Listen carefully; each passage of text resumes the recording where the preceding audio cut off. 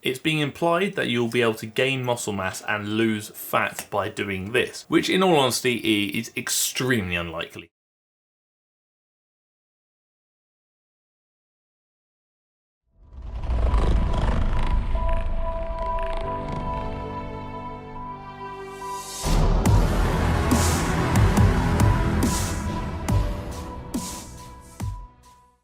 I feel like one day I should probably actually invest in a chair that doesn't squeak every time I move it.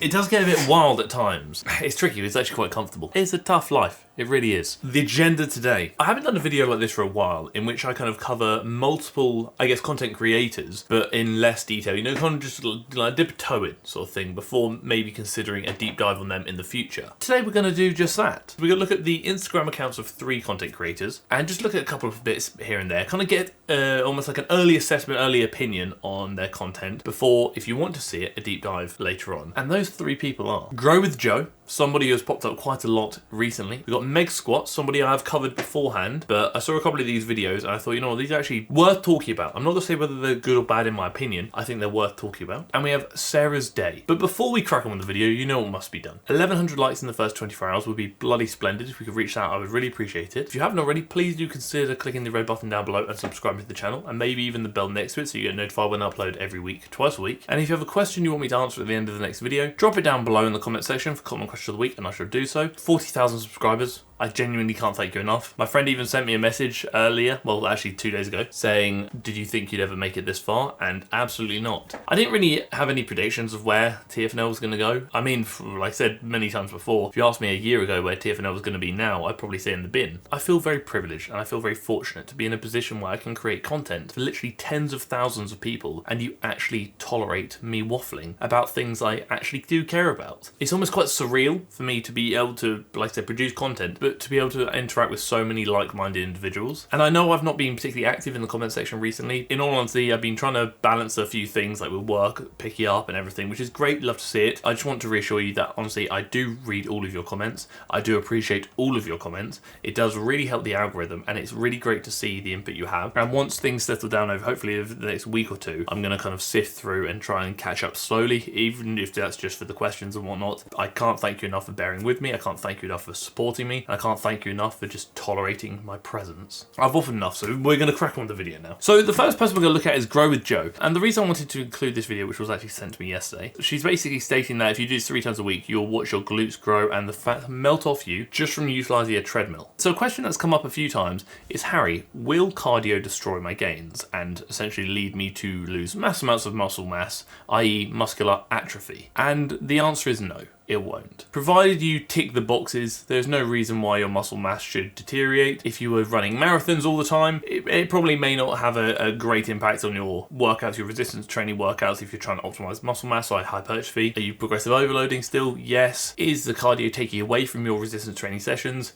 Hopefully not. Are you eating enough and consuming enough protein? Things like that. But no, don't stress. Cardio will not ruin your gains. Nor will cardio make you look like it's your first day in the gym again. When she speaks about watch your booty grow in the fat melt off, obviously we know you can't actually melt fat off, that doesn't occur. It's being implied that you'll be able to gain muscle mass and lose fat by doing this, which in all honesty is extremely unlikely, because obviously we know to increase muscle mass you've got to consider things like progressive overload, which comes from mechanical tension, mechanical application, things like that. Fantastic. We also know that building muscle and losing fat at the same time is a rarity. It's not going to be a common occurrence for many people. If you are eating a calorie deficit, i.e. consuming less than you're expending, and that expenditure can be increased through steps, cardio, whatever you choose, and maintaining resistance training and hopefully still progressively overloading, you will likely lose fat, hopefully. You may start noticing a bit more definition, so it makes it look like your bottom may be more shaped. One would maybe refer to it as like more toned, when in reality that's just kind of just more defined due to a reduction in fat mass, so obviously getting leaner. So a little trick for Romanian deadlifts, so RDLs.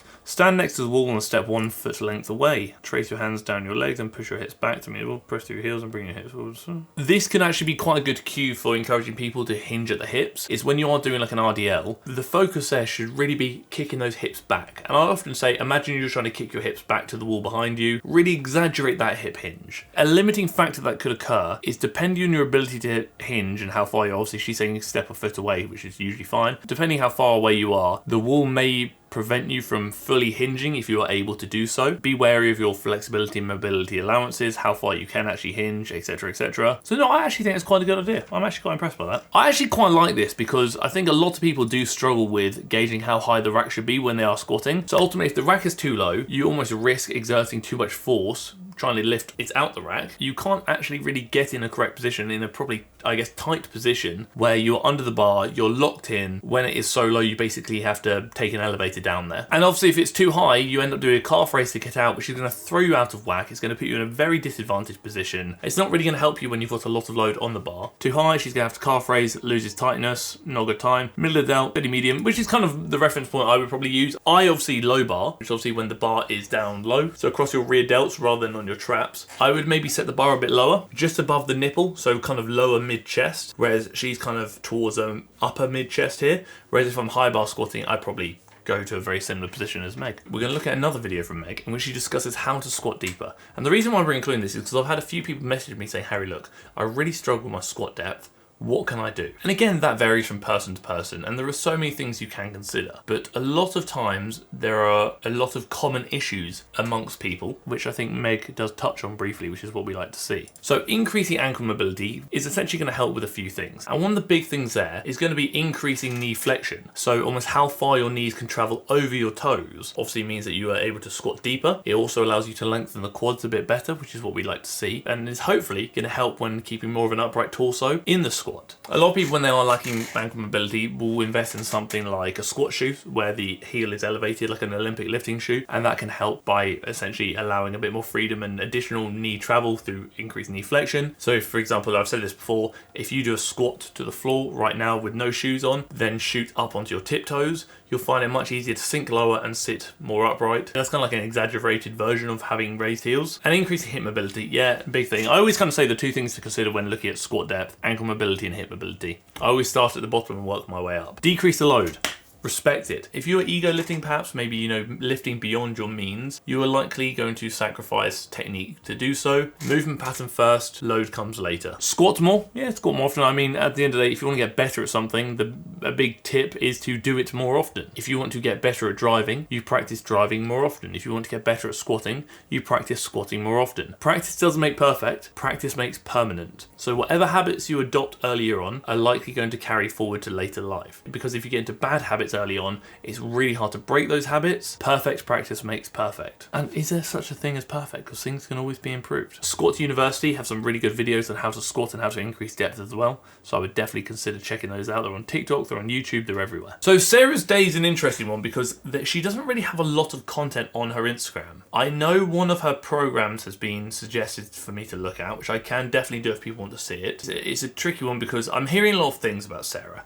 I don't know her personally. Honestly, I don't know much about her. There are some criticisms that her latest program is maybe targeting those with eating disorders a bit. Those are a few of the criticisms I've had in my DMs. But like I said, I can definitely look into her stuff if you would like me to in the future. At home full body. The thing you have to ask yourself when you're doing any movement or any workout is, why are you doing the workout? Like, what is the purpose of the workout? Are you trying to increase muscle mass? Is this going to be great for that? Probably not, in all honesty. Are you trying to burn calories? Is this going to be okay for that? Yeah, you probably burn some calories doing this, you know. That being said, we also have to understand how efficient the body is, so we don't actually burn nearly as many calories as you would expect to. So I think in that regard, it's kind of about managing expectations and, again, knowing why you're doing the workout. So the thing I want to note here is the glute bridge. So she's obviously using a dumbbell, and it can be assumed it's probably quite a light dumbbell. If you're going to do a workout like this, absolutely, I'm fully back it. You know, you got to do whatever workout you want to do, and you got to do whatever workouts you can actually stick to because you enjoy them. Because again, if you don't enjoy what you're doing, you're probably not going to do it. But what I will say is, if you are able to, when you are doing things like this where there is additional resistance involved, i.e. the use of a dumbbell, please don't hesitate to use a heavier dumbbell, and please don't hesitate to progressively overload. Try and do a little bit more each week if you can.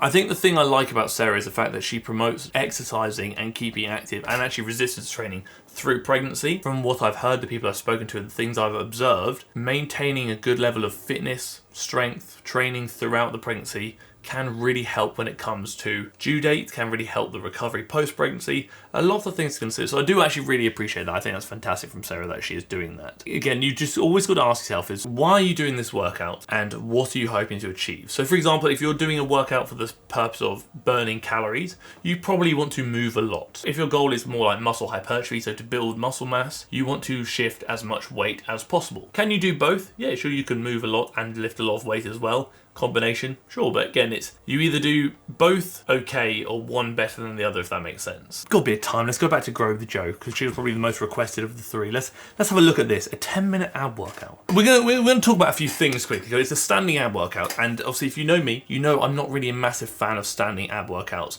unless resistance is involved. When you think about the abs, you typically think about the six-pack, you know? I want you to picture it like this. When you're trying to utilize that six-pack, the ab region, you're looking at decreasing the distance between your sternum and your pelvis. Those kind of crunch motions, for example. And you're thinking, yeah, Harry, standing abs, that's a crunch motion. You're sure you are decreasing the distance between your sternum and your pelvis. What is helping you decrease the distance between your sternum and your pelvis when you're standing? Probably gravity. When you're lying down, you don't have gravity aiding you. When you're standing up, you do have gravity aiding you. Side kicks, again, what's this really going to achieve? More, maybe a bit of hip flexors. I know what you're thinking there. You're thinking, Harry, look, gravity is actually going against the legs, therefore it must be working. It's probably working the hip flexors more than anything, because as you'll see, gravity is not really helping decrease the distance between her sternum and her pelvis. She's bringing her leg up, like so. Her pelvis is still there, her sternum's still up here. Even with the kicks, pelvis is not moving. Her legs are moving, sure, but the distance between her pelvis and her sternum isn't really actually changing. That's more of a hip flexor movement rather than like a six-pack muscle movement, we'll say. Hopefully I've taught you something new. And if I haven't taught you something new, then I feel sorry for wasting your time while you're here. Please forgive me. The content of the video is done, but now we obviously must do what needs to be done, which is comment question of the week. And this is an interesting one because I think it's quite an appropriate one, especially now the new year is here. What to look out for when trying to find a personal trainer that's the right fit for you / your goals. I think the big thing I would say is ask questions. If what they're saying sounds too good to be true, it probably is. If they're kind of bringing in like myths and misconceptions of the fitness industry and overusing buzzwords, like talk about like squatting to death is bad for your knees, for example, which we know is not true. Again, probably a red flag. Go in with that list of questions that you want them to answer, but make sure you know the answers too. Because if you don't know the answers, they could say anything and you may believe it. So if you want some help, drop me a message on Instagram. We can maybe compile a list of questions together. If they can't answer the questions, it's probably a red flag. Client testimonials, see what other people have said about them as well. That's always a good sign. If they can't justify why they're doing what they're doing, and if they can't justify how they would help you achieve your goals, then that's probably a red flag. But that's it. That's the video. I'm very curious to know, would you like me to do a deep dive on any of the creators I've mentioned throughout this video? If so, who? 1100 likes in the first 24 hours is the goal, so if we could shoot for that, that'd be bloody fantastic. If you haven't already, please do consider clicking the red button down below and subscribing to the channel, and maybe even the bell next to it so you get notified when I upload every week, twice a week. And if you too have a question you want me to answer at the end of the next video, drop it down below for comment question of the week and I shall do so. Thank you for 40,000 subscribers. I genuinely can't express how grateful I am. Thank you for tolerating my endless waffle, and thank you for tolerating the video.